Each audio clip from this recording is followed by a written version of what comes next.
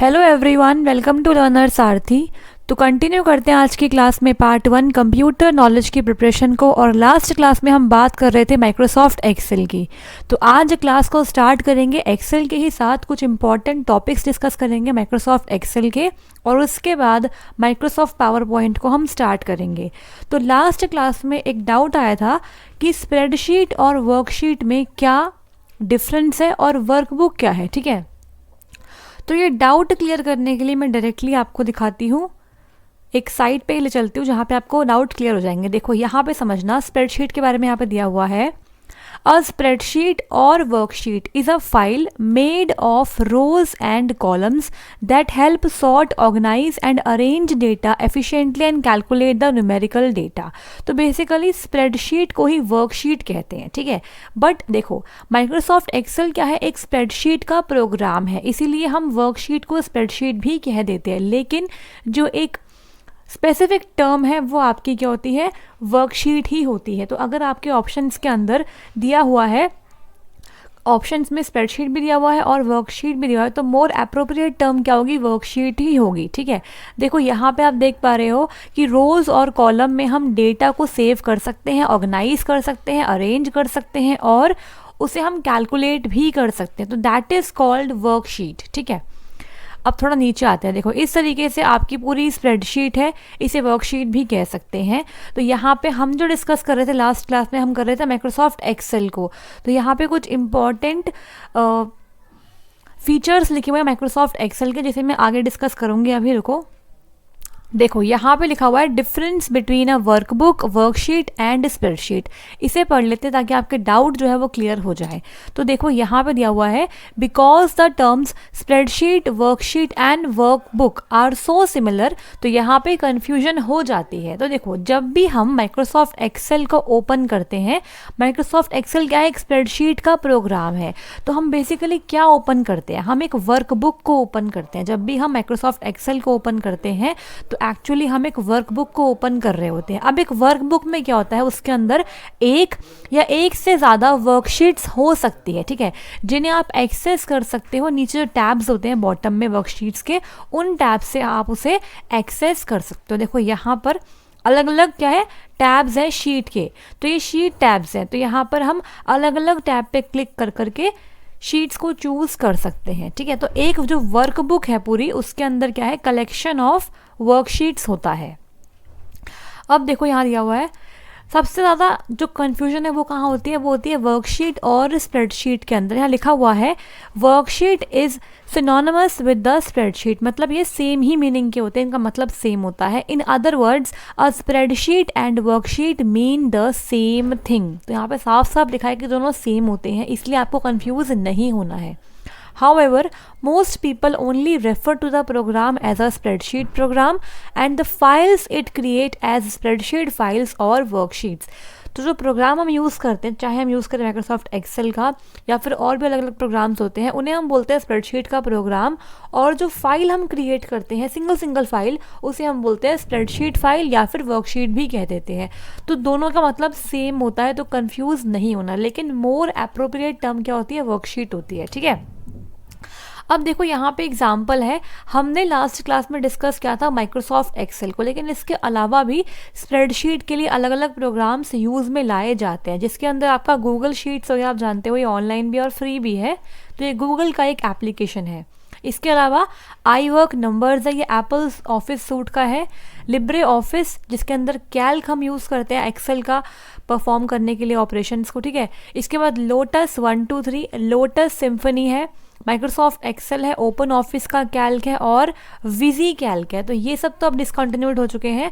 तो ये सब क्या है, अदर एग्जाम्पल्स हैं स्प्रेडशीट प्रोग्राम्स के। अब देखो, मैंने यहाँ पे जो कन्फ्यूजन थी उसको दूर कर दिया है। आप इसका स्क्रीनशॉट भी ले सकते हैं और समझने के लिए एक बार वीडियो को दोबारा से भी देख सकते हैं। अब आप बढ़ते हैं आगे और एक्सेल का जो टॉपिक बच गया था उसे हम कंटिन्यू करेंगे, ठीक है।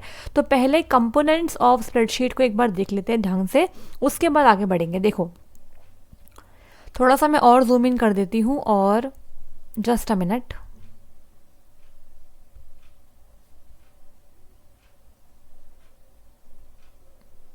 हाँ जी, देखो यहाँ पर समझते हैं कंपोनेंट्स ऑफ स्प्रेडशीट को।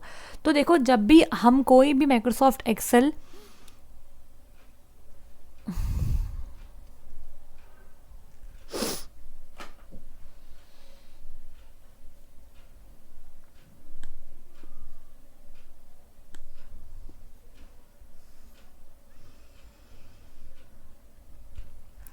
तो देखो स्टार्ट करते हैं यहाँ पे कंपोनेंट्स ऑफ स्प्रेडशीट्स के साथ। पहले एक बार कंपोनेंट्स डिस्कस कर लेते हैं और यहाँ पर दो कंपोनेंट बहुत इंपॉर्टेंट है, यहाँ से क्वेश्चन बना हुआ है तो देख लेते हैं एक बार इसको और फिर आगे बढ़ेंगे। देखो यहाँ पर जैसे ही हम माइक्रोसॉफ्ट एक्सेल ओपन करते हैं तो हम एक्चुअली में एक वर्कबुक ओपन करते हैं जिसके अंदर मल्टीपल शीट्स अवेलेबल रहती है।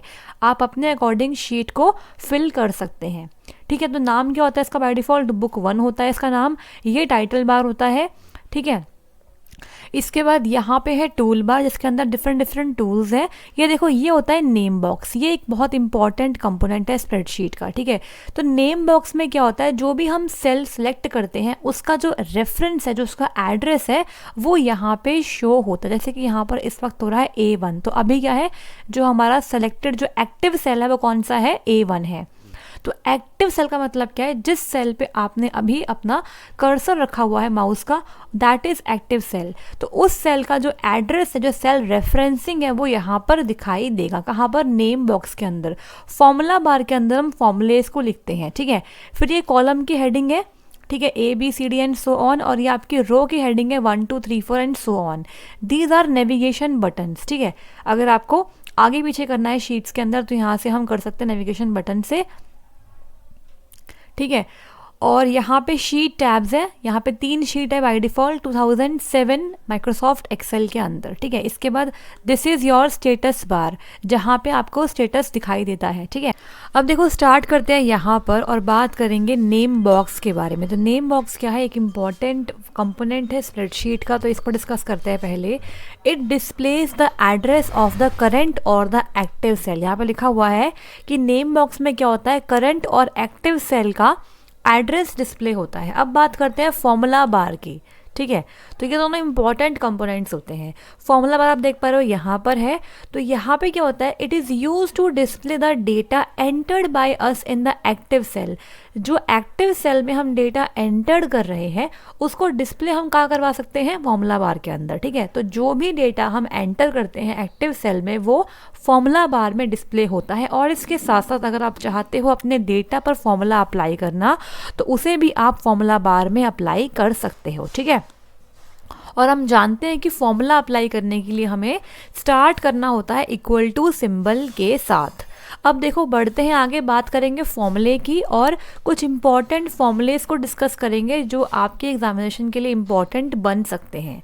इन spreadsheets formulas process data automatically. तो फॉर्मूले का मतलब क्या है कि फॉर्मूला डेटा को ऑटोमेटिकली प्रोसेस कर देता है। एक्सेल में कुछ प्रीडिफाइंड फॉर्मूलाज बने हुए हैं जिनको यूज़ करके हम अपने डेटा पर प्रोसेसिंग कर सकते हैं। It takes data from the specified area of the spreadsheet as input, then processes that data and displays the output in the new area, ठीक है। देखो यहाँ पर क्या होता है, आपको रेंज सिलेक्ट करनी होती है स्प्रेडशीट की जो आप देना चाहते हो एज अ इनपुट। उसके बाद फॉर्मूला उस डेटा को प्रोसेस करता है और फिर आउटपुट को डिस्प्ले करता है एक न्यू एरिया ऑफ स्प्रेडशीट जहाँ पे आप चाहते हो कि आपका आउटपुट शो हो जाए, ठीक है। तो in Excel we can use formulas simply by typing the equal to, उसके बाद फॉर्मूले का नाम और ब्रैकेट में आर्ग्यूमेंट्स। इस तरीके से हम फॉर्मूले को अप्लाई करते हैं, ठीक है। तो यहाँ पर हम प्री डिफाइंड एक्सेल फॉर्मूलेस को यूज करेंगे। देखो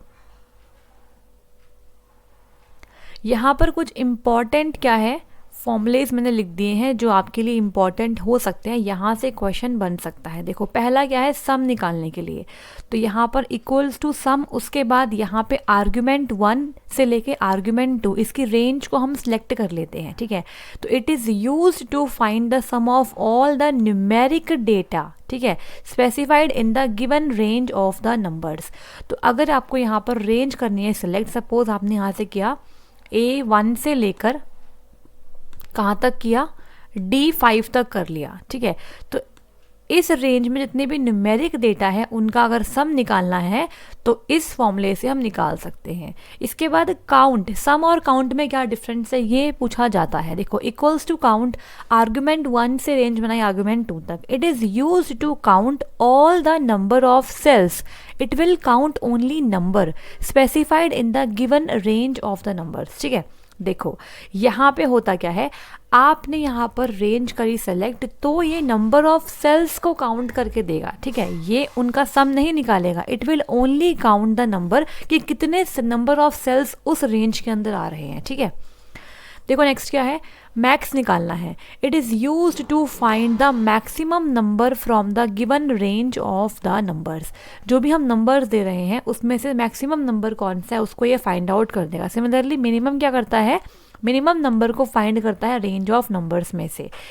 अब देखो यहाँ पर नेक्स्ट क्या है, टुडे, ये भी इंपॉर्टेंट है। It is use to find the today's date. अगर आपको आज की डेट प्रिंट करनी है एक्सेल के अंदर तो आपको इक्वल्स टू टुडे और ब्रैकेट लिखना पड़ेगा, तो आपकी डेट प्रिंट हो जाएगी टुडे की। ठीक है, इसके बाद क्या है, SQRT आर्ग्यूमेंट 1। तो जिस भी नंबर का आप चाहते हो वो स्क्वायर रूट निकल जाए तो उसके लिए आपको SQRT और ब्रैकेट में वो सेल डालना पड़ेगा, जिस सेल में वो नंबर है उसका स्क्वायर रूट निकल के आ जाएगा। अब यहाँ पे इंपॉर्टेंट पॉइंट क्या था, देखो सम में क्या था कि आपको न्यूमेरिक डेटा का सम मिलेगा। ठीक है, और यहाँ पर काउंट में क्या था, इस काउंट को डबल स्टार मार्क कर लेना।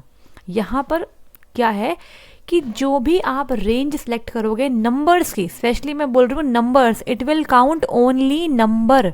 अगर नंबर नहीं होगा तो उस सेल को ये काउंट ही नहीं करेगा।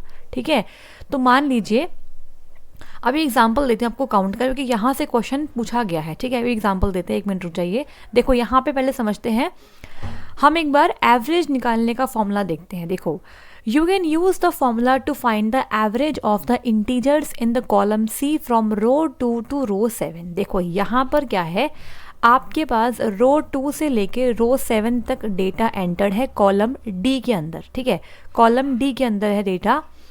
अब देखो यहाँ पर क्या है कि एवरेज हम निकाल रहे हैं, तो हमने D2, यहाँ पर D आ जाएगा। ठीक है, कॉलम D कर लीजिए। अब देखो यहाँ पे D2 से लेकर D7 तक के अंदर आपका डेटा है, तो इज इक्वल टू एवरेज। और एक बात याद रखिए, इक्वल्स टू में अगर आपको दिखता है AVG, ये अगर फॉर्मूला दिखता है तो ये गलत है। ठीक है, एवरेज निकालने के लिए आपको AVG नहीं बल्कि पूरा ही यूज़ करना होता है। या कई बार पूछते हैं, जैसे कि देखो मिनिमम के लिए हम मिन यूज़ करते हैं, मैक्सिमम के लिए मैक्स यूज़ करते हैं, तो क्या एवरेज के लिए AVG यूज़ करते हैं? नो, एवरेज के लिए आपको पूरा ही यूज़ करना पड़ेगा एवरेज। ठीक है, तो इसके बाद आप रेंज देंगे, D2 से D7 की रेंज दे दी। अब क्या होगा, देखो जैसे हमने रेंज डिफाइन करी, आपको यहाँ पर नीचे क्या मिल गया, इसका आंसर मिल गया। तो आपको जो ये फॉर्मूला है ना, ये इस वाले फॉर्मूला बार के अंदर लिखना है। ठीक है, आपको ये फॉर्मूला इस वाले फॉर्मूला बार के अंदर ही लिखना पड़ेगा। तो जैसे ही हमने एंटर किया तो आपको यहाँ पर आंसर मिल गया 4.5। ठीक है, तो देख लीजिए आप यहाँ पे सबको ऐड करा गया है, 2 + 3 + 4 + 5 + 6 + 7 डिवाइड बाय 6 नंबर्स है ये, तो आंसर आ गया 4.5। ठीक है, तो इस तरीके से हम फॉर्मूलेस को अप्लाई कर सकते हैं अपने न्यूमेरिक डेटा पे। अब देखो एग्जाम्पल देते हैं काउंट का। मान लीजिए यहाँ पर क्या है, एंट्रीज है 2 है, यहाँ पर है A, यहाँ पर है 0, यहाँ पर है 4, यहाँ पर है 5, यहाँ पर है B, यहाँ पे है 9 और यहाँ पे है 7। ठीक है, इसके बाद यहाँ पर है 0 और यहाँ पर है C है। अगर मुझे यहाँ पर काउंट फॉर्मूला लगाना है तो मैं यहाँ कैसे लगाऊंगी, इक्वल्स टू काउंट। ठीक है, आज थोड़ा सा माउस मेरा दिक्कत कर रहा है, थोड़ा एडजस्ट कर लेना।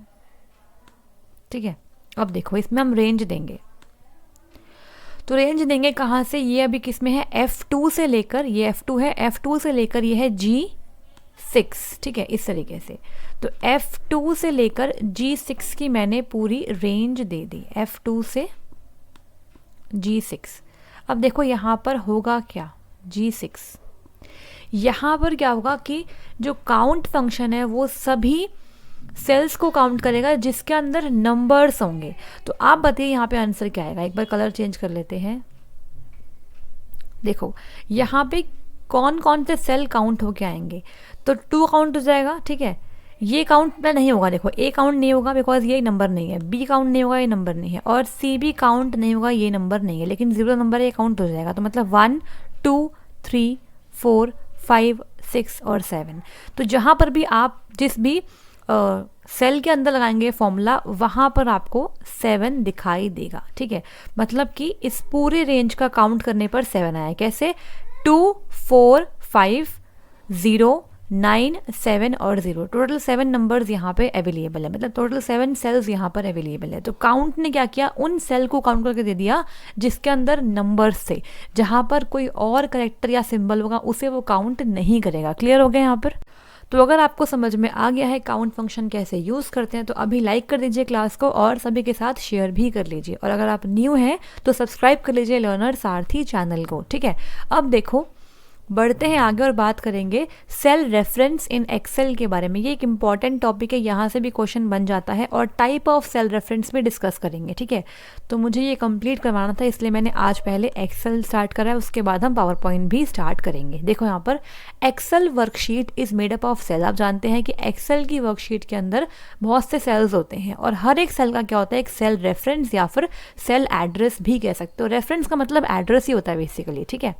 अब देखो सेल रेफरेंस के अंदर क्या होता है, सेल रेफरेंस कंटेन्स 1 और मोर लेटर्स और alphabet followed by a number where the letter or alphabet indicates the column and the number represents the row। आप जानते हैं कि सेल जो रेफरेंस बनाता है अपना, उसमें क्या होता है, एक होता है लेटर और एक से ज़्यादा लेटर भी हो सकते हैं, ठीक है, और एक होता है नंबर।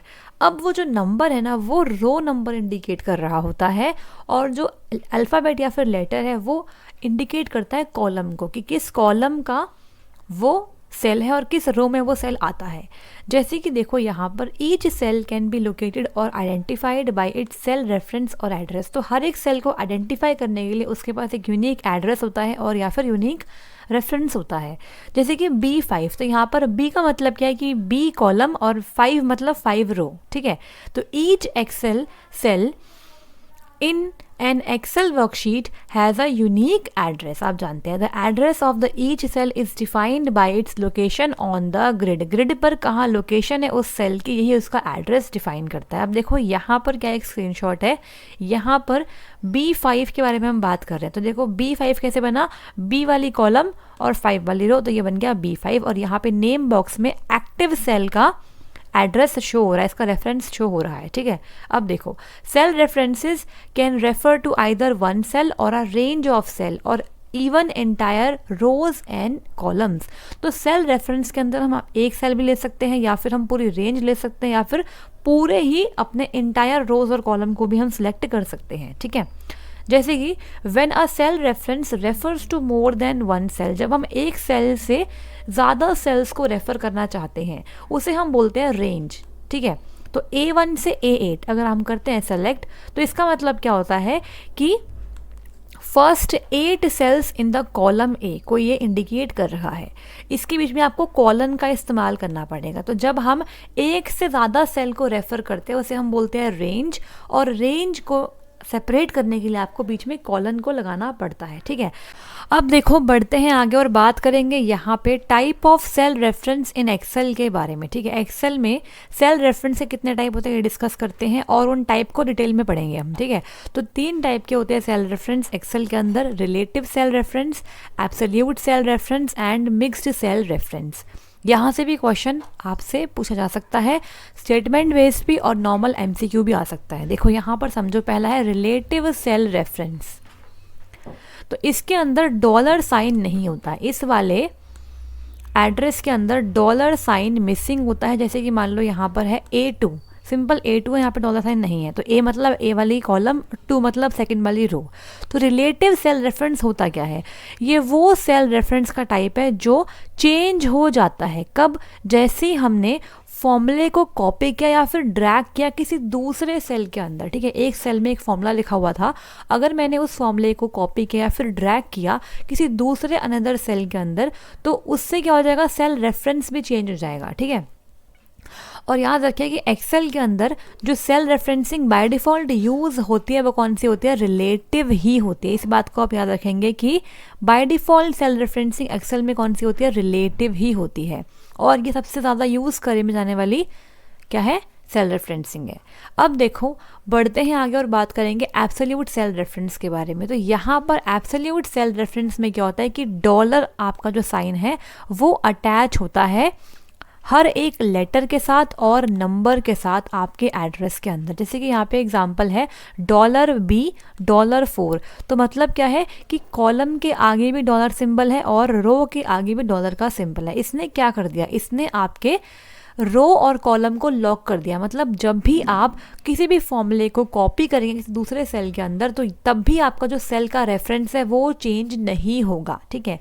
तो जब आपको किसी एक ही सेल रेफरेंस को कांस्टेंट रखना होता है तो उस केस में हम एब्सोल्यूट सेल रेफरेंस का यूज़ करते हैं। यहाँ पे लिखा हुआ है देखो, इट मेक्स द एब्सोल्यूट और locks both the column and the row. तो कॉलम और रो को लॉक कर दिया गया। मतलब फॉर्मूला अगर कॉपी करते हैं किसी और सेल के अंदर तो अब उसका एड्रेस चेंज नहीं होगा। That is where the cell reference remains constant even it is copied or dragged to another cell, ठीक है। अगर आपने किसी फॉर्मूले को हटा के कहीं और रख दिया तब भी उसका सेल रेफरेंस कांस्टेंट ही रहने वाला है एब्सोल्यूट सेल रेफरेंस के केस के अंदर, ठीक है।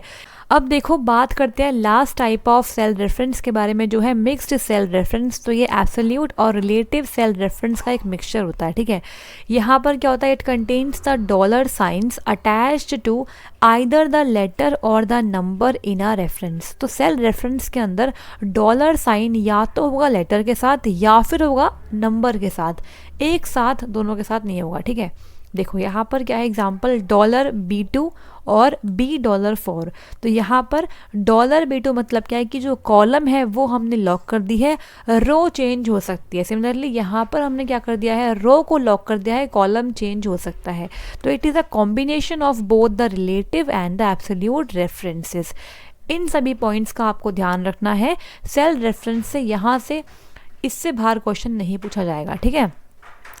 अब बढ़ते हैं आगे और बात करेंगे MS पावर पॉइंट के बारे में। आई होप आपको यहाँ तक सब कुछ क्लियर हो गया होगा, सभी क्वेश्चन हम डिस्कस कर चुके थे एक्सेल के। अच्छा एक चीज़ और है, जो माइक्रोसॉफ्ट वर्ड की पहली क्लास थी उसके अंदर बाय मिस्टेक मैंने Ctrl+P को पेस्ट कह दिया था, तो उसे आप प्लीज़ करेक्ट कर लेना।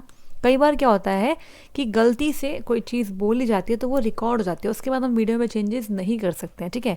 तो यहाँ पर देखो Ctrl+V होता है पेस्ट करने के लिए, ठीक है। तो इस गलती को आप सुधार लीजिएगा। तो Ctrl+V होता है पेस्ट और Ctrl+P क्या होता है, वो होता है आपका प्रिंट के लिए। आई होप आपको अब समझ में आ गया होगा। तो जिन भी बच्चों को डाउट हो गया था कि मैम आपने गलत बता दिया तो इसको आप रेक्टिफाई कर लीजिए। Ctrl+P is used for print command, ठीक है। Ctrl+V पेस्ट, Ctrl+P प्रिंट के लिए होता है। आई होप अब किसी को कन्फ्यूजन नहीं हो रही होगी। अब स्टार्ट करते हैं MS पावर पॉइंट को। तो देखो स्टार्ट करते हैं यहाँ पे माइक्रोसॉफ्ट पावर पॉइंट को और यहाँ पे फास्टली कवर करेंगे पावर पॉइंट को। देखो यहाँ पे आपको समझना पड़ेगा पावर पॉइंट का इस्तेमाल हम क्यों करते हैं, बिकॉज हमें प्रेजेंटेशन क्रिएट करनी होती है, इसीलिए हम क्या करते हैं पावर पॉइंट का इस्तेमाल करते हैं। और पावर पॉइंट का इस्तेमाल करके हम बहुत अट्रैक्टिव और एनिमेटेड प्रेजेंटेशंस क्रिएट कर सकते हैं, जिसके अंदर हम एनिमेशन रख सकते हैं, images, charts, tables, links to other software, इन सबको हम इंक्लूड कर सकते हैं अपनी प्रेजेंटेशन के अंदर, ठीक है। अब देखो जो आपके पावर पॉइंट 2007 के अंदर फाइल क्रिएट होती है उसकी फाइल एक्सटेंशन क्या होती है, तो क्या होती है .pptx। इस बारे में हम पहले ही बात कर चुके हैं, ठीक है।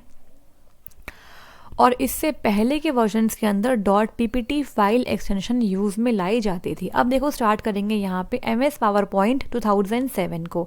तो अगर आपको यूज़ करना है पावर पॉइंट तो सिंपली आप जाएंगे स्टार्ट बटन में, इसके बाद सेलेक्ट ऑल प्रोग्राम्स और फिर आपको माइक्रोसॉफ्ट पावर पॉइंट को ओपन कर देना है। तो इस टाइप से आपके सामने स्क्रीन शो होगी पावर पॉइंट की, ठीक है। अब यहाँ पे आप देख पा रहे हो कि प्रेजेंटेशन 1 नाम से बाय डिफ़ॉल्ट आपकी फाइल ओपन होती है पावर पॉइंट के अंदर। तो ये डिफ़ॉल्ट नेम होता है, इसे आप याद करेंगे, ये क्या है आपका डिफ़ॉल्ट नेम है। क्लियर हो गया, presentation 1 is the default name.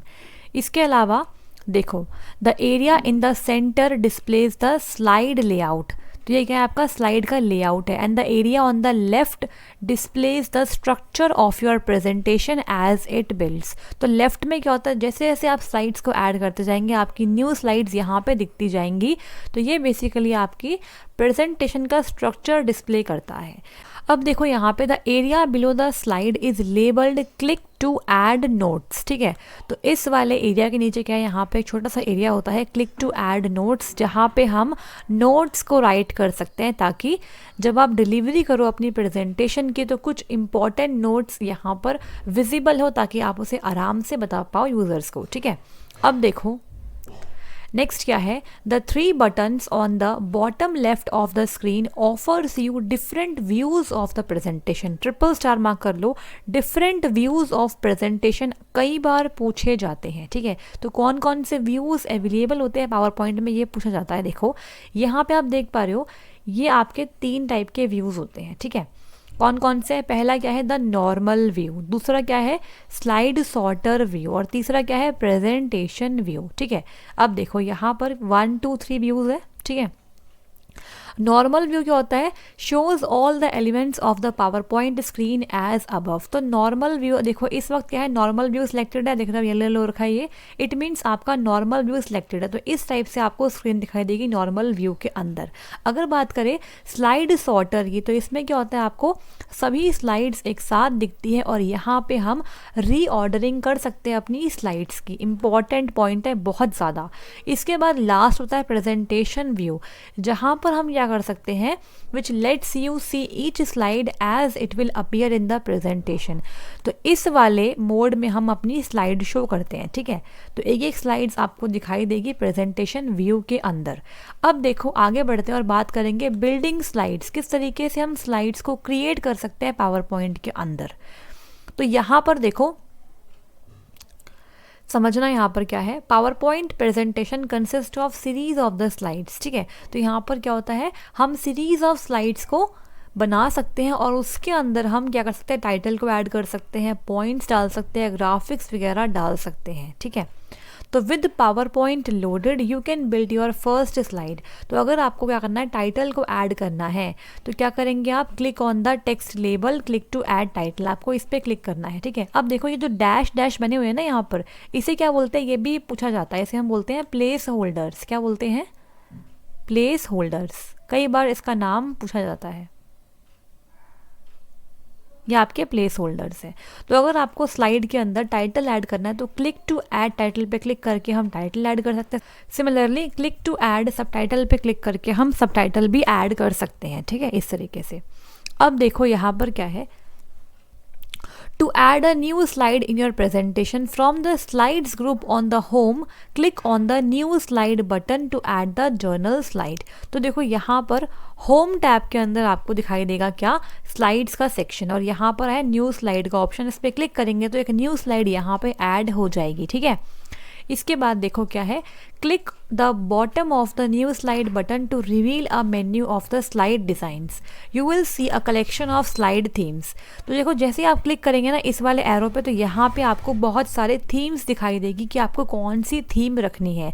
तो यहाँ पे टाइटल स्लाइड है, टाइटल एंड कंटेंट है, सेक्शन हेडर है, two content comparison, title only, blank, content with caption and picture with caption. तो इसमें से आप कोई भी सिलेक्ट कर सकते हो और ये वाली थीम अप्लाई कर सकते हो अपनी स्लाइड के ऊपर। क्लियर हो गया। अब देखो बढ़ते हैं आगे नीचे और बात करेंगे यहाँ पर टेक्स्ट के बारे में। तो text on PowerPoint slides needs to be formatted, ठीक है, ताकि वो ऑडियंस को अच्छे से दिखाई दे। तो उसको आप फॉर्मेट कर सकते हो। यहाँ पे बहुत सारे ऑप्शन होते हैं। देखो आप यहाँ पर टेक्स्ट का, यहाँ पे देखो टेक्स्ट का क्या है, बोल्ड कर सकते हो, इटैलिक कर सकते हो, अंडरलाइन कर सकते हो और कलर भी कर सकते हो, और पैराग्राफ में जाके आप उसे फॉर्मेट कर सकते हो, ठीक है। आपको कैसा चाहिए आप यहाँ पर अपना टेक्स्ट सेलेक्ट कर सकते हो। तो आप लोग ये सभी पॉइंट्स एक बार रीड कर लेना बेटर अंडरस्टैंडिंग के लिए, जब आपको पीडीएफ मिल जाएगी तब, ठीक है। अब देखो नेक्स्ट आगे बढ़ेंगे, बात करेंगे बुलेटेड लिस्ट के बारे में। तो हम प्रेजेंटेशन के अंदर बुलेट लिस्ट को ऐड कर सकते हैं अगर स्पीकर अपने पॉइंट्स को समराइज़ करना चाहता है ताकि सभी लिसनर्स को आराम से समझ में आ जाए, तो उसे हम बुलेट लिस्ट की हेल्प से समराइज़ कर सकते हैं। तो कैसे इसे ऐड करते हैं, देखो यहाँ पे सिंपली आपको जाना है होम टैब में, और होम टैब के अंदर पैराग्राफ ग्रुप के अंदर आपको मिल जाएगा बटन किसका, बुलेट लिस्ट बटन, जहाँ पे आप different type of bullet design को सिलेक्ट कर सकते हो। तो देखो यहाँ पे होम टैब में ही पैराग्राफ ग्रुप के अंदर आपको मिल जाएगा ऑप्शन किसका, बुलेट्स का। ठीक है, अब देखो यहाँ पे समझना क्या है, देखो to choose a different button click the bullets and numbering option, आपको यहाँ पे क्लिक करना है इस वाली एरो पे, तो आपके सामने डायलॉग बॉक्स ओपन होकर आ जाएगा जिसके अंदर आप क्या कर सकते हैं, यहाँ से आप कोई भी डिफरेंट डिज़ाइन चूज़ कर सकते हैं बुलेट का, और अगर आपको कस्टमाइज़ करना है तो आप कस्टमाइज़ भी कर सकते हैं। ठीक है, अब देखो नेक्स्ट क्या है, यहाँ पे पिक्चर्स है, तो हम अपनी स्लाइड्स में पिक्चर्स को भी इंसर्ट कर सकते हैं। तो to place a picture in the new slide आपको चूज़ करनी है स्लाइड की theme which contains a content area and then click on the insert picture from the file icon, ऐसा भी कर सकते हैं। या फिर आप सिंपली क्या कर सकते हो, पिक्चर को ऐड करने के लिए इंसर्ट टैब में जाओगे और फिर वहाँ पे इलस्ट्रेशन ग्रुप के अंदर से पिक्चर को सिलेक्ट कर सकते हो। ठीक है, तो इस तरीके से हम कोई पिक्चर सिलेक्ट कर सकते हैं। ये सब पॉइंट्स आप एक बार पढ़ लेना। 2007 में क्या होता था, क्लिप आर्ट यूज़ में लाया जाता था, किस चीज़ के लिए, पिक्चर्स को ऐड करने के लिए। बट आज के न्यू वर्जन में क्लिप आर्ट यूज़ नहीं होता है, सिंपली आप पिक्चर्स पे क्लिक करके पिक्चर्स को इंसर्ट कर सकते हो, ऑनलाइन भी कर सकते हो, और जो आपके सिस्टम में अवेलेबल है वो वाली पिक्चर्स को भी इंक्लूड कर सकते हो। ठीक है, तो देखो इस तरीके से यहाँ पर एक पूरा एग्जाम्पल दिया हो जिसके अंदर क्या डिफरेंट स्लाइड्स हैं। देखो यहाँ पर देखो इंसर्ट टैब के अंदर क्या है, पिक्चर्स भी है, क्लिप आर्ट भी है, फोटो एल्बम है, शेप्स है, स्मार्ट आर्ट है, इनमें से किसी को भी आप ऐड कर सकते हो। और क्लिप आर्ट में क्या होता है, यहाँ पे आप सर्च करो जिसकी आपको इमेज चाहिए और गो पे क्लिक कर दो तो वो इमेज यहाँ पे शो होती है, उसके बाद आप यहाँ से सिलेक्ट करके यहाँ पे ला सकते हो। ठीक है, अब देखो नेक्स्ट यहाँ पर है क्या, टेबल्स।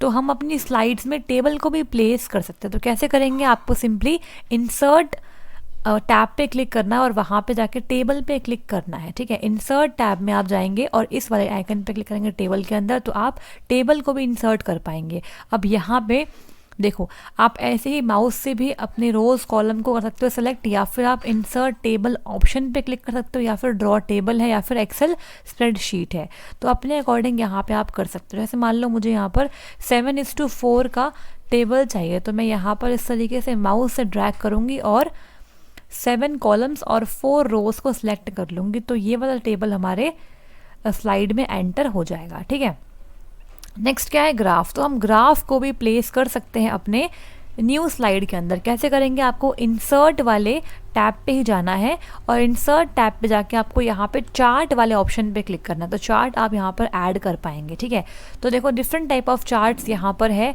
आपको जो भी चार्ट चाहिए यहाँ पर टेम्पलेट्स है। देखो कॉलम चार्ट है, लाइन चार्ट, पाई चार्ट, बार, एरिया, XY स्कैटर प्लॉट है, स्टॉक है, सरफेस, डोनट है, बबल, रडार, तो इनमें से आप कोई भी सिलेक्ट करके उस पर ओके क्लिक कर सकते हो और ये ऐड हो जाएगा। ठीक है, अब देखो यहाँ पर क्या है, Microsoft Excel 2007 will then start up and you can input the data in the Excel spreadsheet. तो चार्ट को एंटर करने के बाद हम उसके अंदर डेटा इंसर्ट कर सकते हैं और फिर उसे चार्ट के थ्रू रिप्रेजेंट कर सकते हैं। अब देखो बात करेंगे रीऑर्डरिंग योर स्लाइड्स के बारे में, किस तरीके से हम स्लाइड्स को रीऑर्डर कर सकते हैं। मान लो देखो जैसे यहाँ पर क्या है, जो नंबर 4 की स्लाइड है अगर मुझे वो नंबर 2 पे चाहिए तो कैसे मैं इसकी रीऑर्डरिंग कर सकती हूँ, तो इसको मैं कर सकती हूँ सिंपली स्लाइड सॉर्टर व्यू की हेल्प से। ठीक है, ये रहा स्लाइड सॉर्टर।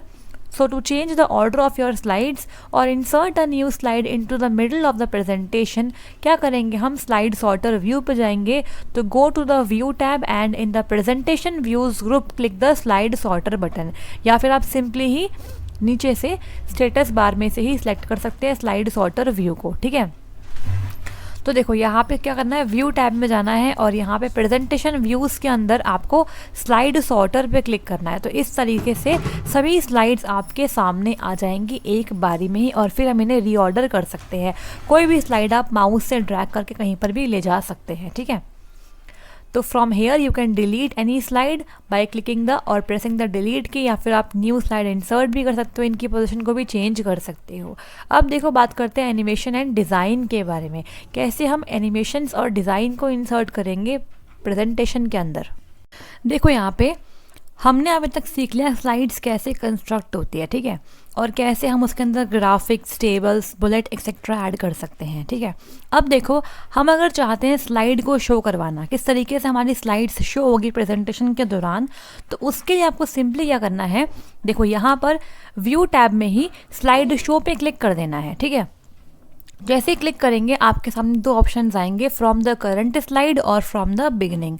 तो आपको स्लाइड शो किस वाली स्लाइड से स्टार्ट करना है, जिस पे आप अभी है करंट स्लाइड से करना है, या फिर आपको कहीं और से मतलब बिगनिंग से करना है, तो आप कर सकते हैं। तो यहाँ पे आपको क्लिक करना है स्टार्ट स्लाइड शो वाले पे, ठीक है।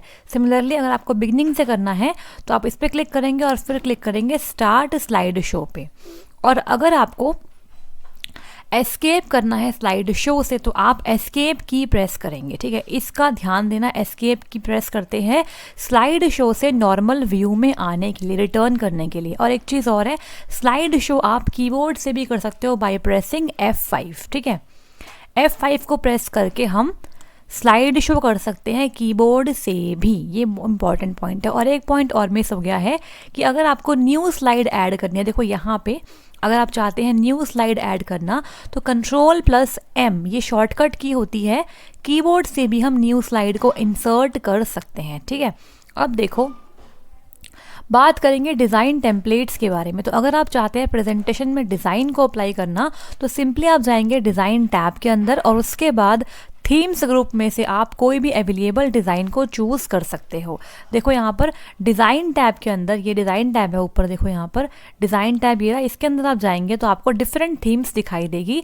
तो यहाँ पर हम कोई सी भी थीम सेलेक्ट कर सकते हैं, ठीक है। जो भी थीम आप अप्लाई करना चाहते हैं उसमें आप क्लिक करेंगे और ओके कर देंगे। तो यहाँ लिखा हुआ है click any theme to apply it to all the slides in your presentation. तो जैसे आप थीम करेंगे सेलेक्ट तो वो थीम आपकी सभी स्लाइड्स में ऐड हो जाएगी। अब देखो बढ़ते हैं आगे, बात करेंगे ट्रांजिशन बिटवीन द स्लाइड्स के बारे में। बहुत इंपॉर्टेंट टर्म है ट्रांजिशन, क्या होता है ये टर्म पूछी जाती है। देखो As you move from the slide to slide during the presentation, you can have a PowerPoint display and animated effect. देखो जैसे हम एक स्लाइड से एक दूसरी स्लाइड पे मूव करते हैं तो उस टाइम पर कौन सा इफेक्ट, कौन सा एनिमेशन आपको दिखाई देगा, that is called as transition. एक बार फिर रिपीट करती हूँ, जब हम एक स्लाइड से एक दूसरी स्लाइड की तरफ मूव करते हैं प्रेजेंटेशन के दौरान तो क्या आपको एनिमेशन इफेक्ट दिखाई देगा, वो हम ट्रांजिशन से डाल सकते हैं। तो उस इफेक्ट को चूज़ करने के लिए आपको जाना है एनिमेशन टैब के अंदर। तो यहाँ पर होता है एनिमेशन टैब, देखो ये रहा एनिमेशन टैब, यहाँ पे आप जाएंगे और in the transition to this slide group click the bottom button in the column of the 3 to the right of the palette. देखो यहाँ पे आपको ट्रांजिशंस टू दिस स्लाइड वाले ग्रुप पे जाना है। देखो एनिमेशन में गए और इसके बाद यहाँ पर क्या है, बहुत सारे ट्रांजिशंस आ गए कि मतलब जो एक स्लाइड से एक दूसरी स्लाइड पे जाने के लिए जो एनिमेशंस दिखाई देंगे वो किस टाइप से हो सकते हैं। तो आप यहाँ पे कोई सा भी चूज़ कर सकते हो और फिर ओके पे क्लिक कर देंगे तो वो आपकी सभी स्लाइड, मतलब अप्लाई टू ऑल पे क्लिक करना है तो आपकी सभी स्लाइड्स पे ऐड हो जाएगा, ठीक है। अब देखो बात करेंगे द प्रेजेंटेशन की, किस तरीके से आपको फाइनली प्रेजेंटेशन देनी है अपने ऑडियंस को। देखो आपको सिंपली क्या करना है, पावर पॉइंट को ओपन करना है, अपनी फाइल को खोलना है और उसके बाद आप सिंपली स्लाइड शो टैब पे क्लिक करेंगे। देखो यहाँ पर है स्लाइड शो टैब, यहाँ पे क्लिक कर सकते हैं या फिर यहाँ से भी क्लिक कर सकते हैं, ठीक है। तो यहाँ से करेंगे, इसके बाद आपके पास ऑप्शन आएगा कि आप बिगिनिंग से या फिर करंट स्लाइड से स्लाइड शो कर सकते हैं। तो ऑब्वियसली हमें अगर ऑडियंस को शो करना है तो हम बिगिनिंग से ही तो करेंगे। तो यहाँ पर आपको स्टार्ट स्लाइड शो में जाकर आपको फ्रॉम बिगिनिंग को करना है सेलेक्ट। इसके बाद आप माउस बटन का इस्तेमाल कर सकते हो एंटर करने के लिए, पेज डाउन की का इस्तेमाल कर सकते हो आगे पीछे स्लाइड को करने के लिए, ठीक है। To jump to a specific slide right click on the presentation. अगर आपको किसी स्पेसिफिक स्लाइड नंबर पे जाना है तो इसके लिए आप क्या करोगे, अपनी स्लाइड के ऊपर ही राइट क्लिक करोगे और यहाँ पे देखो गो टू स्लाइड पे क्लिक करोगे तो यहाँ पे बहुत सारे ऑप्शन आ जाते हैं। इस तरीके से आप किसी भी स्लाइड पे यहाँ पर जा सकते हो, ठीक है। इसके बाद आपको बस उस पर क्लिक करना है और फिर आप उस पर पहुँच जाओगे।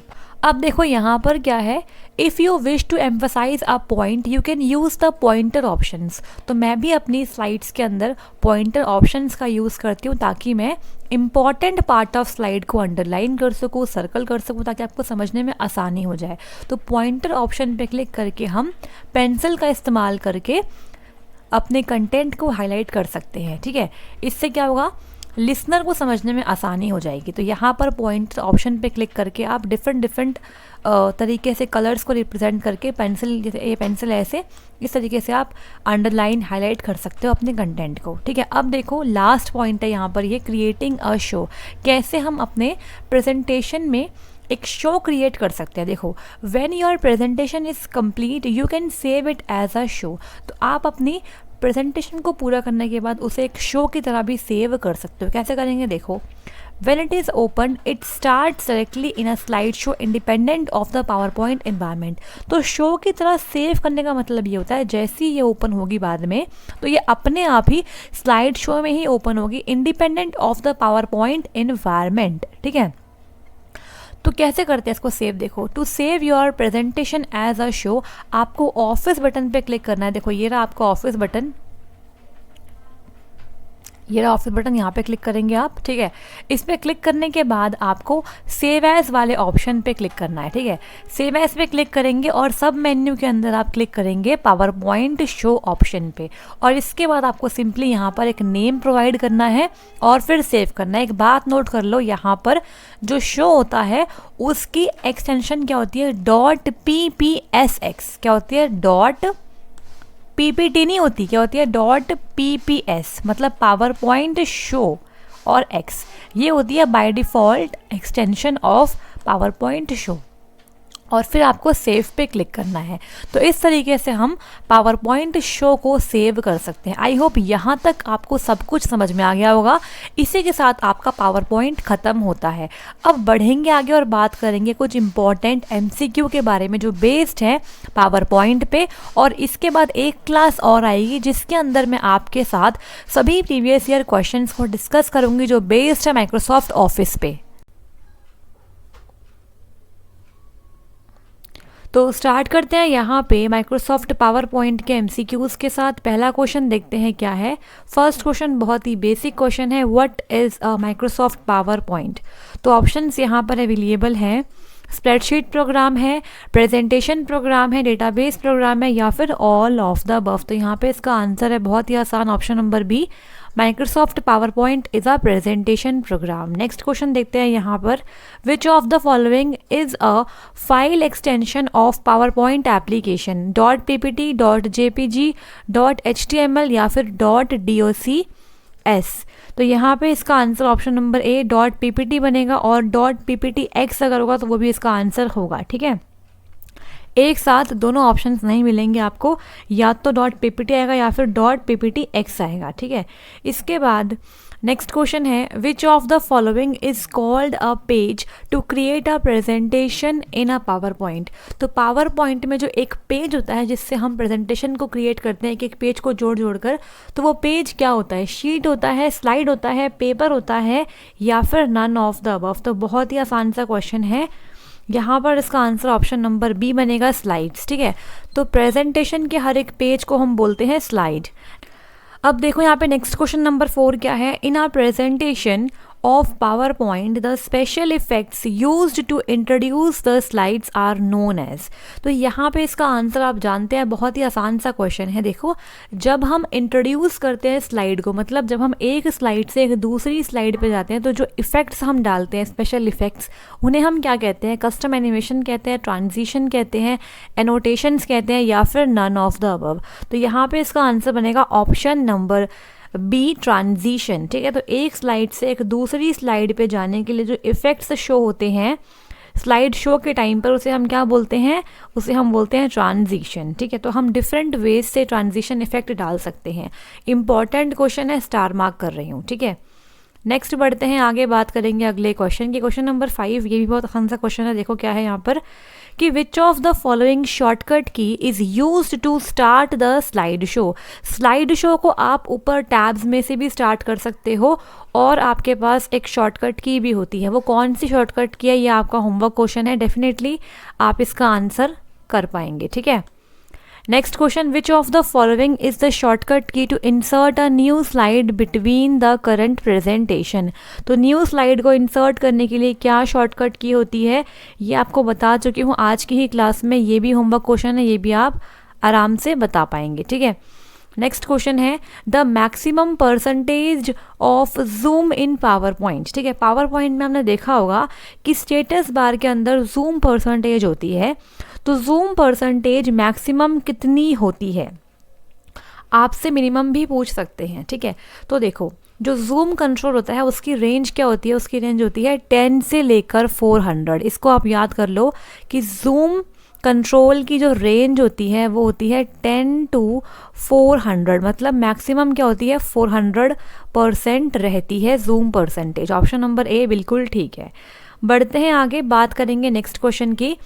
What we have to type in the run dialog box to open the PowerPoint। आप जानते हैं रन आपका एक डायलॉग बॉक्स होता है जहाँ पे आप डायरेक्टली टाइप कर कर किसी भी एप्लीकेशन को ओपन कर सकते हो। तो हम पावर पॉइंट को खोलने के लिए क्या टाइप करें रन डायलॉग बॉक्स के अंदर। तो देखो रन डायलॉग बॉक्स कैसे ओपन होता है आप जानते हो, विंडो प्लस आर ये शॉर्टकट की होती है रन डायलॉग बॉक्स को ओपन करने की, ठीक है। विंडो जो आपका बटन होता है कीबोर्ड पे, प्लस में अगर आप आर को प्रेस करेंगे तो आपके पास क्या हो जाएगा, ये शॉर्टकट की होती है किसकी, रन डायलॉग बॉक्स को ओपन करने के लिए। मैं यहाँ पे करती हूँ ओपन, देखो यहाँ पे स्टार्ट पे गए, विंडो और आर को मैंने यहाँ पे किया तो रन खुल गया। अब यहाँ मैं क्या टाइप करूँ कि मैं पावर पॉइंट को खोल सकूँ, तो यहाँ पे मुझे टाइप करना पड़ेगा क्या, ऑप्शन नंबर यहाँ आपका बनेगा डी। आपको यहाँ पे टाइप करना पड़ेगा पावर और PNT, ठीक है, इस टाइप से। और इस पे हम ओके पे क्लिक करेंगे। जैसे ही क्लिक कर देंगे यहाँ पे आप देख पा रहे हो माइक्रोसॉफ्ट पावर पॉइंट ओपन हो गया, ठीक है। तो ये एक शॉर्टकट की है, ऑप्शन नंबर यहाँ पर डी बिल्कुल ठीक है। ये भी एक इंपॉर्टेंट क्वेश्चन है, इसको आप स्टार मार्क कर लेना, ठीक है। अब देखो नेक्स्ट क्वेश्चन क्या है यहाँ पर, क्वेश्चन नंबर 9 है which of the following is the default standard layout in power point, ठीक है। तो पावर पॉइंट में डिफ़ॉल्ट स्टैंडर्ड लेआउट क्या होता है ये आपको आज ही बताया था। देखो हमारे पास क्या होता है, ब्लैंक स्लाइड होता है, नहीं होता default. Title and content slide ये भी नहीं होता। टाइटल स्लाइड बिल्कुल यही होता है डिफ़ॉल्ट स्टैंडर्ड लेआउट। कैसे, एक बार फिर देख लेते हैं। यहाँ पर पावर पॉइंट को खोलते हैं, देखो इस पर क्लिक करेंगे तो आपके सामने क्या आता है, क्लिक टू ऐड टाइटल। ये आपका आता है क्या, डिफ़ॉल्ट स्टैंडर्ड लेआउट इन पावर पॉइंट। अब इसको चेंज करने के लिए हमारे पास अलग अलग ऑप्शंस होते हैं। देखो यहाँ पे है title and content, section header, two content, comparison, title only, blank and so on, ठीक है। तो टाइटल स्लाइड इसका बिल्कुल राइट आंसर है, ऑप्शन नंबर सी बिल्कुल ठीक है। आई होप यहाँ पर समझ में आ गया होगा। अब देखो यहाँ पे नेक्स्ट क्वेश्चन देखते हैं, जस्ट अ मिनट। देखो नेक्स्ट क्वेश्चन क्या है, which of the following is the shortcut key to open the existing presentation in the PowerPoint. तो एग्जिस्टिंग प्रेजेंटेशन को ओपन करने के लिए सिंपल सी कमांड है Ctrl+O, ठीक है।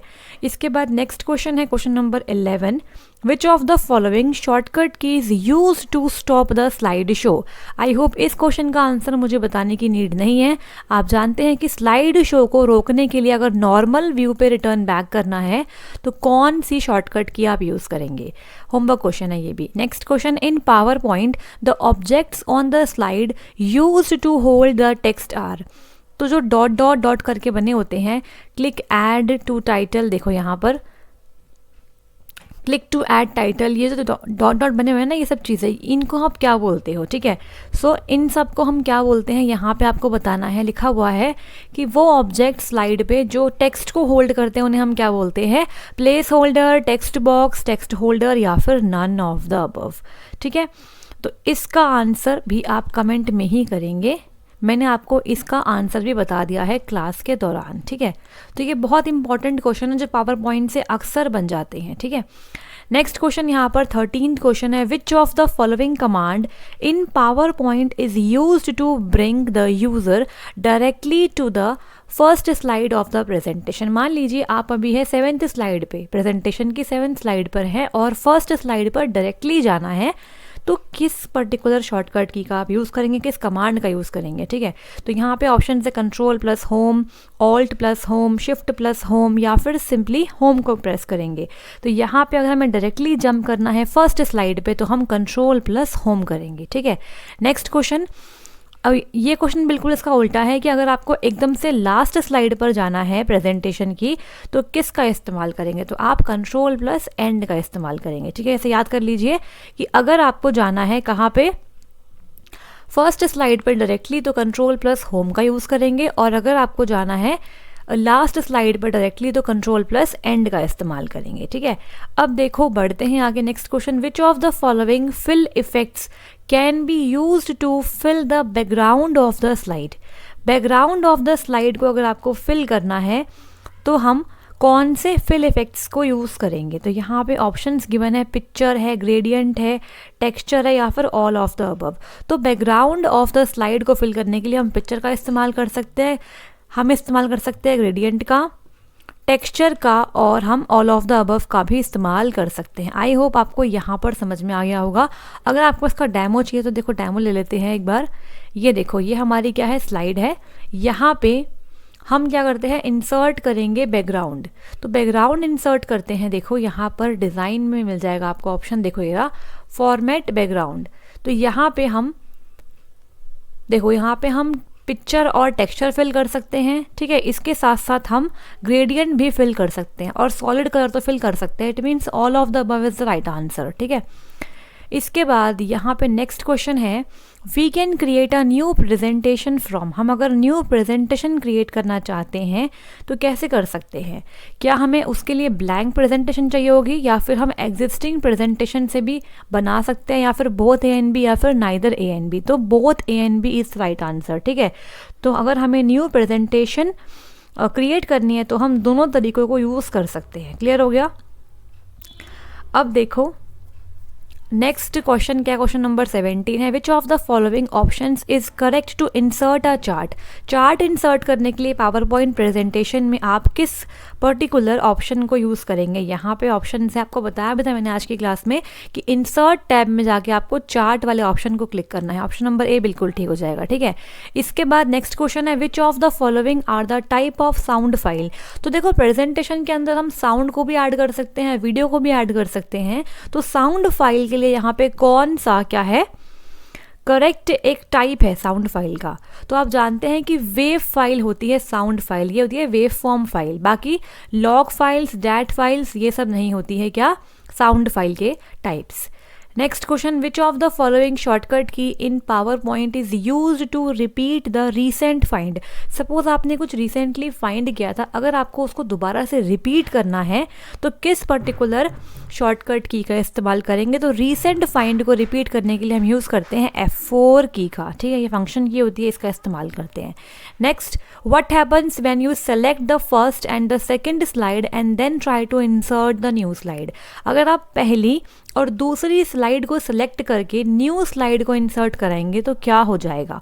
ऑप्शंस देखो, जो न्यू स्लाइड है वो एक फर्स्ट स्लाइड की तरह एंटर होगी, या न्यू स्लाइड लास्ट स्लाइड की तरह इंसर्ट होगी, या फिर new slide as a third slide insert होगी, या फिर नन ऑफ द अबव। तो यहाँ पे इसका आंसर बनेगा ऑप्शन नंबर सी, जो न्यू स्लाइड है वो थर्ड स्लाइड की तरह इंसर्ट हो जाएगी। ठीक है, इंपॉर्टेंट है ये भी क्वेश्चन, अच्छा क्वेश्चन है। नेक्स्ट क्वेश्चन देखो क्या है यहाँ पे 21, what is the shortcut key to insert a hyperlink in the slide. तो हाइपर लिंक को डालने के लिए आप किस शॉर्टकट की का इस्तेमाल करेंगे। तो यहाँ पर हम यूज़ करते हैं किसका, कंट्रोल प्लस के का। ऑप्शन नंबर बी बिल्कुल ठीक हो जाएगा। अब देखो नेक्स्ट देखते हैं question number 22, what is the motion path in the power point. अच्छा क्वेश्चन है, यहीं पर एक्सप्लेन कर देती हूँ क्या होता है मोशन पाथ। ये भी इंपॉर्टेंट टर्म है। देखो ऑप्शंस पढ़ते हैं पहले। A path from where the PowerPoint program installed, एक पाथ जहाँ से पावर पॉइंट प्रोग्राम इंस्टॉल किया गया है, नो, बिल्कुल गलत स्टेटमेंट है। नेक्स्ट क्या है, a method of moving the objects on the slide, एक तरीका जिससे हम ऑब्जेक्ट्स को मूव कर सकते हैं स्लाइड पर, ये बिल्कुल ठीक है। तो बोथ ए एंड बी गलत और नीदर ए एंड बी भी गलत। अब देखो मोशन पाथ होता क्या, ये समझ लेते हैं। मोशन पाथ एक मेथड है जिसके इस्तेमाल से हम ऑब्जेक्ट्स को स्लाइड पर मूव करा सकते हैं। तो अगर आपको अपनी स्लाइड के अंदर मोशन पाथ को ऐड करना है तो सिंपली आप एनिमेशन टैब पर जाएंगे और जिस भी ऑब्जेक्ट पे आपको लगाना है उसको सेलेक्ट करके आप कोई भी मोशन पाथ चूज कर सकते हैं। तो एक बार करके देखते हैं। देखो यहाँ पे हम गए और यहाँ पे हम कोई भी कोई शेप ऐड करते हैं, ठीक है। मान लीजिए हम यहाँ पर सर्कल कोई ऐड कर लेते हैं, इस तरीके से ये सर्कल है, इस पर मुझे मोशन पाथ लगाना है। तो एनिमेशन टैब में आप जाएंगे और यहाँ पर देखो इस पर क्लिक करेंगे तो यहाँ पे आपके पास आएंगे मोशन पाथ्स, ठीक है। तो मान लीजिए मैं क्लिक कर लेती हूँ लूप पे, तो कुछ इस तरीके से अब ये मोशन पाथ में मेरा ऑब्जेक्ट मूव करेगा, ठीक है। तो ऐसे होता है क्या मोशन पाथ का यूसेज, मतलब आप ऑब्जेक्ट को मूव कराने के लिए इस्तेमाल करते हो मोशन पाथ का। आई होप समझ में आ गया होगा अब तो, ठीक है। अब बढ़ते हैं आगे। Next question, which of the following is the shortcut key to start the presentation from the current slide. अब यहाँ पे क्वेश्चन समझो, F5 का इस्तेमाल करके हम स्लाइड शो को स्टार्ट करते हैं, लेकिन वो आपकी स्टार्ट से स्टार्ट होती है, ठीक है। मतलब फर्स्ट स्लाइड से आपकी स्लाइड शो शुरू होगी। लेकिन अगर बात करूँ मुझे करंट जिस पे स्लाइड नंबर में अगर मैं हूँ 5वीं स्लाइड नंबर पे और वहीं से मुझे प्रेजेंटेशन को रिज्यूम करना है या स्लाइड शो को रिज्यूम करना है, तो कैसे कर सकते हैं। तो उसके लिए क्या शॉर्टकट की है, तो इसके लिए शॉर्टकट की क्या है आपकी शिफ्ट प्लस F5। इस चीज़ को समझ लीजिए, ये अलग क्वेश्चन है, वो अलग क्वेश्चन था, ठीक है। शिफ्ट प्लस F5 प्रेस करके आप किसी भी सिलेक्टेड स्लाइड से अपनी प्रेजेंटेशन को रिज्यूम कर सकते हैं, ठीक है। जैसे मान लीजिए अगर आप 5वीं स्लाइड पे है तो आपका स्लाइड शो 5वीं स्लाइड से ही स्टार्ट हो जाएगा। लेकिन अगर आप सिंपली F5 करते हैं तो बिगिनिंग ऑफ द स्लाइड मतलब फर्स्ट स्लाइड से ही शुरू होगा slide show. Next question 24th है, which of the following is used to see all the slides at once. सभी स्लाइड्स को एक साथ देखने के लिए किस ऑप्शन को यूज करेंगे। यहाँ पे देखो, using the slide sorter view, using slide view, using normal view या फिर नन ऑफ द अबव। तो 3 टाइप के आपको प्रेजेंटेशन व्यू बताए थे, slide sorter view, normal view और प्रेजेंटेशन व्यू। तो आपको बताया था कि स्लाइड सॉर्टर व्यू का इस्तेमाल करके हम स्लाइड्स को ईजिली सॉर्ट और ऑर्गेनाइज कर सकते हैं और सभी स्लाइड्स को एक साथ हम देख सकते हैं। तो ऑप्शन नंबर ए बिल्कुल ठीक हो जाएगा। नेक्स्ट क्वेश्चन 25 है, the shortcut to print the PowerPoint presentation. PowerPoint presentation को अगर आप प्रिंट करना चाहते हो तो क्या शॉर्टकट किया है, सिंपल सी Ctrl+P ही करते हैं हम प्रिंट के लिए। अब देखो यहाँ पे नेक्स्ट क्वेश्चन देखते हैं, विच of the following is not a type of view in the power point. इनमें से कौन सा एक पावर पॉइंट का व्यू नहीं है, ठीक है। Slide show, slide sorter, normal या फिर नन ऑफ दीज। तो देखो अगर हम बात करें पावर पॉइंट की तो यहाँ पे देख रहे हो आप, आपके सामने क्या है 1, ये देखो normal view, slide sorter view, reading view और स्लाइड शो व्यू। तो अब क्या है, रीडिंग व्यू को भी इंक्लूड कर दिया गया है इसके अंदर, बट 2007 में क्या था, रीडिंग व्यू अवेलेबल नहीं होता था, ठीक है। बट अब वो वाला भी अवेलेबल है। Just a minute. तो यहाँ पे क्या है, स्लाइड शो भी होता है, स्लाइड सॉर्टर, इसी को आप प्रेजेंटेशन व्यू भी कह सकते हो, स्लाइड शो को ही। तो स्लाइड सॉर्टर भी है और नॉर्मल भी है और इसके साथ कौन सा एक रीडिंग व्यू भी होता है जो मैंने आपको दिखा दिया है। इसका मतलब कि यहाँ पर ऑप्शन नंबर डी बिल्कुल ठीक है, इनमें से ऐसा कोई भी नहीं है जो टाइप नहीं हो व्यू का।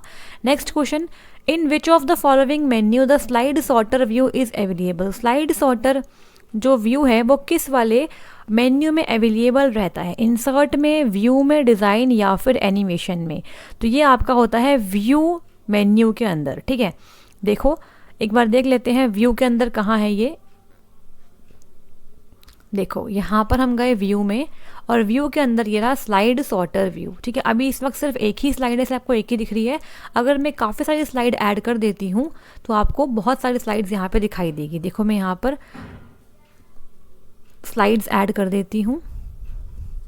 अब हम करते हैं स्लाइड सॉर्टर व्यू। तो देखो आपको ये सभी स्लाइड्स दिखाई देगी और आप चाहो तो इन्हें रीऑर्डर भी इस तरीके से कर सकते हो। क्लियर हो गया। अब देखो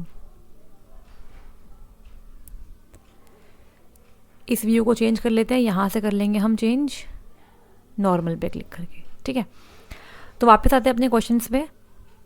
तो यहाँ पे इसका आंसर ऑप्शन नंबर बी बनेगा। व्यू टैब में आपको स्लाइड सॉर्टर व्यू दिखाई देगा।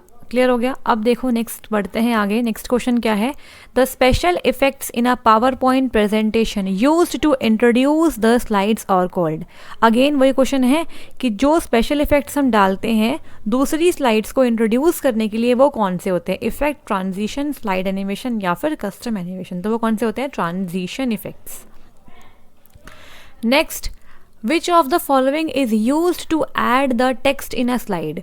टेक्स्ट को ऐड करने के लिए स्लाइड पे आप किसका इस्तेमाल करेंगे, टेक्स्ट बॉक्स का, कमेंट बॉक्स का, नोट बॉक्स या फिर कस्टम एनिमेशन। तो बहुत ही आसान सा क्वेश्चन है, हम यहाँ पर टेक्स्ट बॉक्स को इस्तेमाल करेंगे इंसर्ट करने के लिए टेक्स्ट को। और यहाँ पे लास्ट क्वेश्चन है, what is slide transition. Again मैंने 3 बार ये क्वेश्चन डाला है ताकि आपको अच्छे से याद हो जाए, ठीक है। स्लाइड ट्रांजिशन क्या होता है, लेटर्स होता है, ओवरहेड्स होता है, it is a special effect to introduce a slide in a slide show या फिर नन ऑफ दीज। तो इसका आंसर बनेगा option number C. I hope आपको यहाँ पर सभी क्वेश्चन समझ में आ गए होंगे। सभी क्वेश्चन काफ़ी इंपॉर्टेंट थे आज की क्लास में और अच्छे से आपको समझ में आ गया होगा, ठीक है। अब देखो आपसे ये पूछ सकते हैं कि अगर आपको पावर पॉइंट में picture, text box, shapes, clip arts वगैरह ऐड करना है तो आप किस वाले टैब को यूज़ करेंगे। तो आप जानते हो कुछ भी इंसर्ट करने के लिए हम इंसर्ट वाले टैब को यूज़ करेंगे, ठीक है। तो ये क्वेश्चन भी आपसे पूछ सकते हैं। इसके अलावा हम सभी क्वेश्चंस कंप्लीट कर चुके हैं, ठीक है। इसके अलावा हम सभी क्वेश्चंस कंप्लीट कर चुके हैं आज की क्लास में। फिर आपसे ये पूछ सकते हैं क्या हम पावर पॉइंट प्रेजेंटेशन की पीडीएफ बना सकते हैं। तो बिल्कुल हम इसे एक्सपोर्ट टू पीडीएफ कर सकते हैं और पीडीएफ को हम बना सकते हैं। तो आज की क्लास में बस इतना ही। अगर आपको क्लास पसंद आई है तो लाइक कर दीजिएगा, शेयर कर दीजिए और सभी के सभी सब्सक्राइब कर लीजिए लर्नर सारथी चैनल को। अब क्लास लंबी हो जाएगी इसलिए मैं नेक्स्ट क्लास में आपको MS पावर पॉइंट और MS वर्ड और MS एक्सेल इन तीनों पर बेस्ड प्रीवियस ईयर क्वेश्चंस करवाऊंगी और बहुत सारे क्वेश्चंस होंगे ताकि आपकी पूरी प्रॉपर प्रैक्टिस हो जाए। तो आपका वर्ड, एक्सेल और पावर पॉइंट तीनों टॉपिक्स क्लियर हो चुके हैं। अब नेक्स्ट हम क्या करेंगे, अब हम क्वेश्चंस के थ्रू कंप्लीट करेंगे आपके C# को और फिर पाइथन के लिए भी मैं क्लास लेके आऊँगी। मिलते हैं नेक्स्ट क्लास में। Thank you so much.